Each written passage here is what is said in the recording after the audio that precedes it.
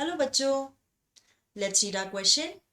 Question says there are two kinds of conflict in the story between humans and nature and between humans themselves. How are these conflicts illustrated?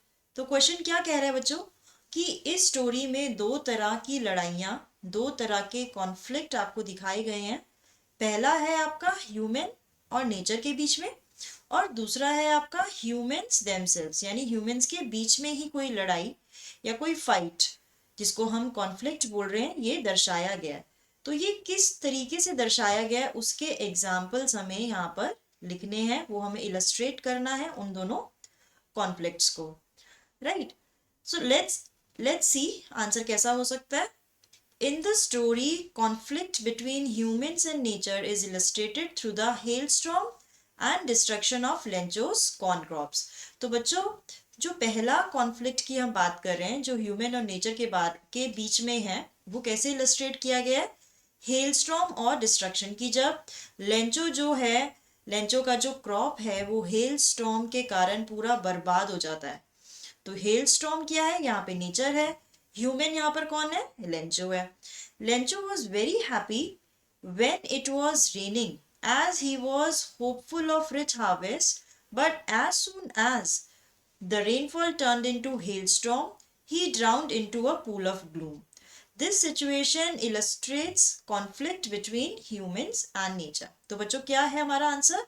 कि जब Lencho को जो इतनी hope थी nature से कि बारिश होगी और उसकी जो कॉर्न फील्ड है उसको बहुत अच्छी बारिश मिलेगी और इस साल उसका काफ़ी ज़्यादा कॉर्न इकट्ठा हो जाएगा, उसकी फैमिली के लिए अच्छा रहेगा ये चीज़, लेकिन हुआ बिल्कुल ऑपोजिट. एंड इस कारण जैसे ही बारिश होती है, रेनफॉल जो है वो हेल स्टॉर्म में टर्न हो जाता है, वैसे ही जो लेंचो है वो बिल्कुल उदास हो जाता है, उदासी में डूब जाता है. और यही सिचुएशन हम इलस्ट्रेट कर सकते हैं, जो कि क्या दर्शाता है? ह्यूमन और नेचर के बीच में लड़ाई को या फिर उनकी कॉन्फ्लिक्ट को. दूसरा पार्ट जो हमें बताना है वो है कॉन्फ्लिक्ट का एग्जाम्पल बिटवीन ह्यूमंस देमसेल्व्स. तो बच्चों, the conflict between humans and themselves is also illustrated in the latter part of the story when Lencho called post office employees. You all remember when Lencho called post office employees bunch of crooks for stealing his 30 pesos from 100 pesos sent to him by God.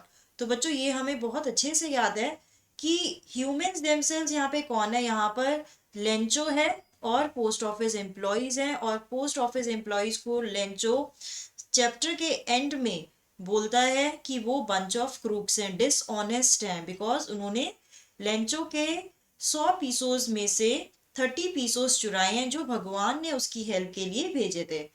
और इस conflict से हम क्या देख सकते हैं? His distrust in humans is a major cause of conflict between humans. तो यानी उसकी इस कॉन्फ्लिक्ट का रीजन क्या है? कि उसे किसी भी ह्यूमन पे ये विश्वास नहीं है. राइट, और इसीलिए पोस्ट ऑफिस एम्प्लॉयज और नेचर में ये कॉन्फ्लिक्ट दिखाया गया है कि जो पोस्ट ऑफिस एम्प्लॉयज हैं वो क्रूक्स है और लेंचो को उन पे बिल्कुल भी विश्वास नहीं है. So I hope you must have understood the answer. All the best.